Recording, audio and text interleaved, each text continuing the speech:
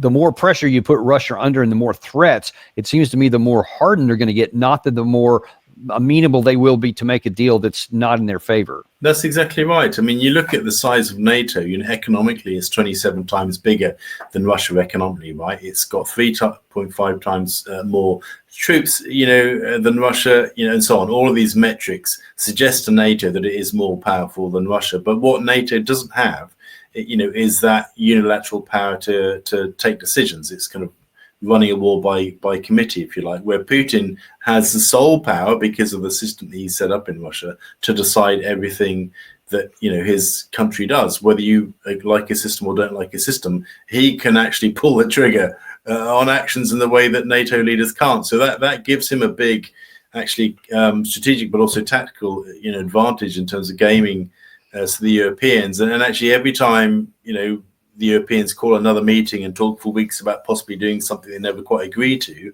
well, Putin's already kind of ahead of the game and sort of outflanked them in some way. So, don't underestimate his ability to outsmart sort of us, not necessarily saying he's brighter than us, but also his determination not to back down. Because, for him, backing down is political suicide. He spent his whole career as president telling Russian citizens that NATO is bent on declawing the bear and all of those tropes, and everything NATO has done seems to have confirmed his narrative. Well, if he backs down now, that's political suicide for him as well. So he's got nowhere to go apart from to fight. Yeah, not good to push somebody in a corner who has that kind of domestic pressure on them. I want to shift over. You mentioned earlier that the Europeans have shown no interest in making any kind of concessions necessary or to do anything besides wanting to go more war. And part of that was on display at the United Nations General Assembly today with Czech President Pavel, who went on to claim that, look, there's an issue here at stake of sovereignty and of setting standards for the future. Ladies and gentlemen, our multilateral system was created on the premise that rules apply to all without exception. The consequences of this war go far beyond the news headlines. This war threatens to dismantle our system of governance based on mutual respect, equal partnership, and rules we all subscribe to. What is happening in Europe today could happen anywhere else tomorrow, under different circumstances, but under the exact same pretext. If Russia wins this unjust war, it will legitimize the triumph of brute force. Turning a blind eye to Ukraine today is a green light to any future aggressor anywhere in the world. Okay, so a couple things I want to analyze here, because what he said is not unique to the Czech president. It's actually mentioned by many European leaders. The rules-based international order that he calls it, it's for mutual respect, and everybody has to benefit from it, and everyone agrees to the rules. But this is a European continent side. And by the way, whether they like it or not, that does include Russia.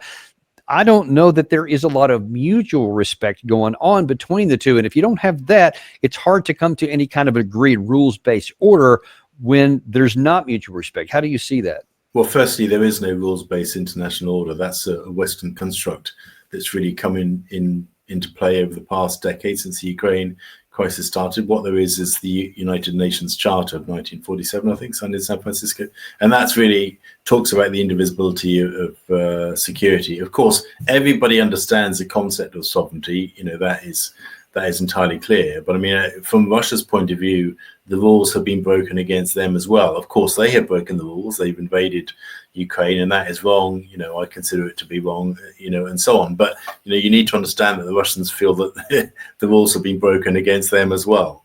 And that's what they're fighting for. So it's fine to sit behind the comfort blanket of saying, well, this is bad and Russia's bad and it's all wrong, but that won't end the war. And ultimately, if this carries on, Europe is going to slowly implode upon itself, because it will keep funding a war that it can't afford, and social unrest across the continent will rise, as we've seen in France, more recently in the UK as well, and Germany.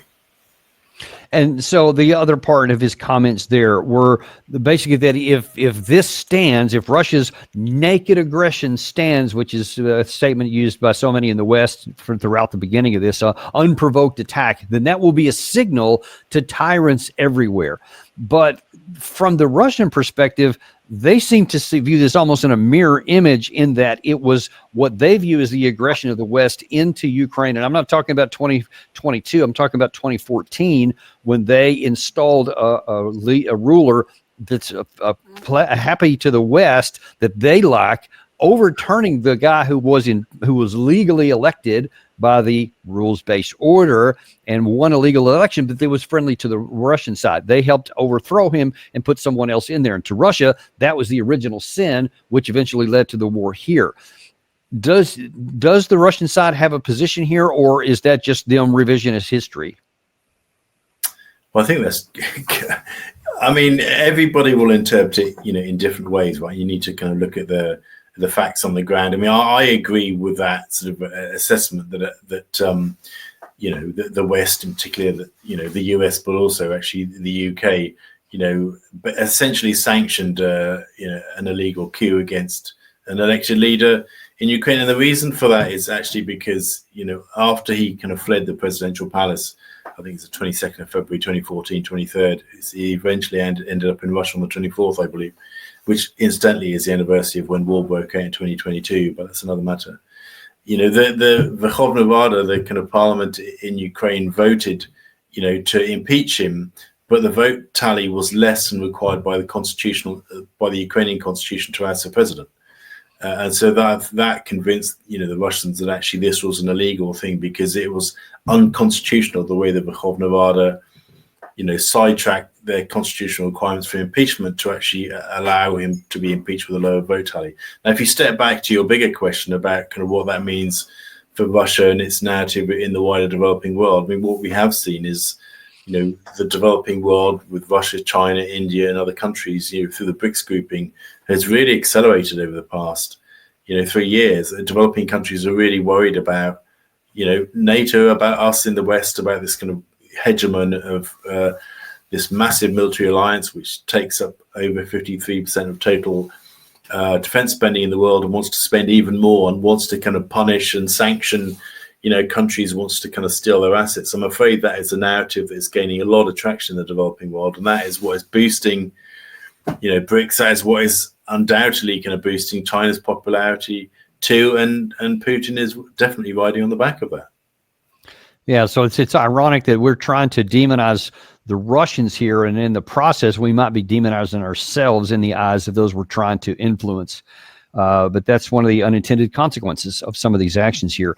I want to look also in the United States here. So I believe it was yesterday at the United Nations Security Council, U.S. Secretary of State Marco Rubio sent a pretty strong warning to Russia on the heels of President Trump's Truth Social.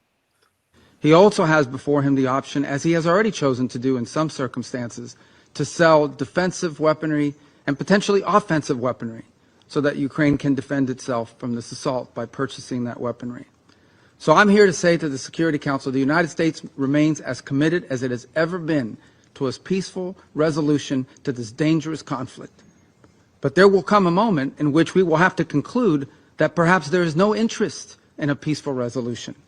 And then the President has before him real options, which he intends to pursue, as he has made clear today in some of the messages he has put out. This war needs to end.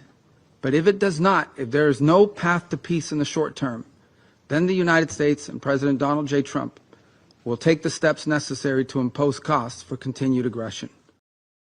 See, now there's a big problem, because they keep saying, both the United States and Europe, and certainly the Ukrainians, that Russia's not interested in peace, that they don't want to have a negotiated settlement. But that's not entirely accurate. As it turns out, that Russia is very much interested in peace. They have been looking to get diplomacy all the way through this, but there is a huge difference in the terms that each side wants to have. Now, Rubio is sitting here saying, as the leader in the United States, and presumably most of Europe is behind him, that Russia has to agree to our terms. Or if they don't agree to our terms, then we'll do this the hard way, as some put it, and we'll go not just defensive weaponry, but maybe offensive weaponry. How are the Russians going to interpret that? Well, before I sort of go into that question, I mean, I think the biggest message I heard from that statement by Rubio was that we, the Americans, are going to sell Ukraine more weapons. I didn't hear anything about giving them free weapons, which kind of goes back to my earlier point about actually, from Trump's point of view, this is just a massive opportunity for the defense industrial complex in the kind of USA. What I also didn't hear was actually, well, what does Ukraine actually need to put on the table as well to kind of compromise and reach some sort of deal with Russia? You never really hear about that. I mean, no pressure is put on Ukraine to kind of settle in some way, while it continues to bussify young men from the streets in the way that we wouldn't accept in our own countries and send them straight to the front line. So, I mean, I think actually they're the two kind of big messages I got loud and clear from that, which is actually is a pretty limp-wristed offer by the United States, basically to kind of sell more weapons to a country that's already essentially bankrupt, which is... Yeah, now, let me ask you, how is that playing in Europe? Right? Obviously, you're not exactly swimming in cash as a continent and a European Union. And now that they hear that, yeah, Trump's willing to provide weaponry, but at a premium price that you have to pay for. How is that playing in Europe? Well, I think there's a difference between European mainstream elites, which seem to be going along with a plan and saying, well, yes, not only will we just gullibly buy all of your weapons, oh, Donald J. Trump, but we'll also increase defense spending to 5%, from, for example, in the situation of France, a position where we're practically bankrupt anyway, but we'll add on another 75 billion euros of defense spending every year as well over the next 10 years. So it's actually... it's real head in the sand stuff. I'm afraid to say. And to go back to your earlier question about what does Putin think about this? Well, he's just sat back watching it all unfold, which goes back to my earlier point about the attritional nature of this war. Don't just judge a war by miles gained on the battlefield, although there's slow creeping progress by the Russian army. I mean, Putin is watching Europe fall apart before his eyes, and he's rubbing his hands, thinking, "Well, great, who's winning now?" Yeah, I think that could pretty much stop at that point right there.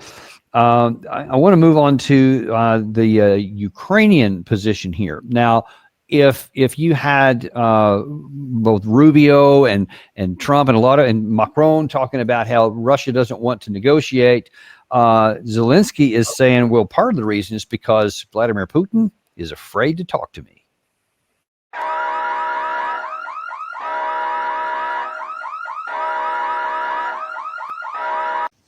The Russian representatives is here, but of course not the one who makes the real decisions. That man fears to sit face to face with Ukraine and the world and openly admit he wants only war. Instead, Putin sends delegates who cannot and don't want to stop the bloodshed. And when he appears abroad in Beijing or somewhere else, it's only to buy more time for killing, pretending he seeks diplomacy. Putin only cares about using every meeting, every chance to keep the war going. Each day Russia kills our people, destroys our cities, and leaves no sign it will ever return to the principles of the UN Charter. China is also represented here, a powerful nation on which Russia now depends completely. If China truly wanted this war to stop, it could compel Moscow to end the invasion. Without China, Putin's Russia is nothing. Yet too often, China stays silent and distant instead of active for peace.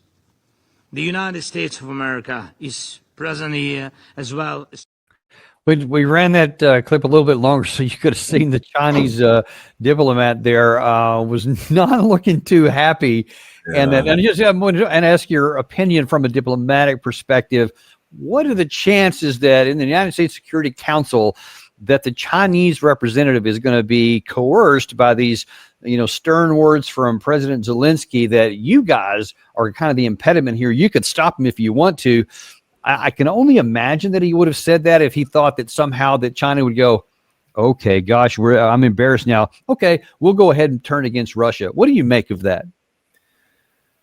Honestly, Danny, I really don't know what to say. I mean, this guy is an unelected leader of a bankrupt country that has had almost 6 million of its citizens flee, 3.9 million internally displaced within the country, cities shattered, almost 1 million killed or injured, during the course of the war. And he's actually telling arguably the largest economy in the world by purchasing power parity, i.e. China, what to do. I mean, this is the ultimate showman, and the thing is, what really makes it almost comedic, but in a really dark and cynical way, I'm afraid to say, is he's talking about Russia not wanting to sit down at the table. The European nations have made a point of refusing to talk to Vladimir Putin since 2014. There is no table for him to sit at. It's only President Trump, to his great credit, who actually agreed to sort of break that impasse by inviting Putin to, Alaska, fairly recently. I mean, the Europeans refused to talk to Putin. I mean, this is then saying that Putin won't talk to us is clearly absurd, because, the Russians do want to negotiate, but actually, the Europeans, and of course Zelensky, because he's quite comfortable in his position with his corrupt entourage around him, his citizens dying, cities being destroyed, to keep carrying on in his role, because he can't take up comedy when this is over, can he?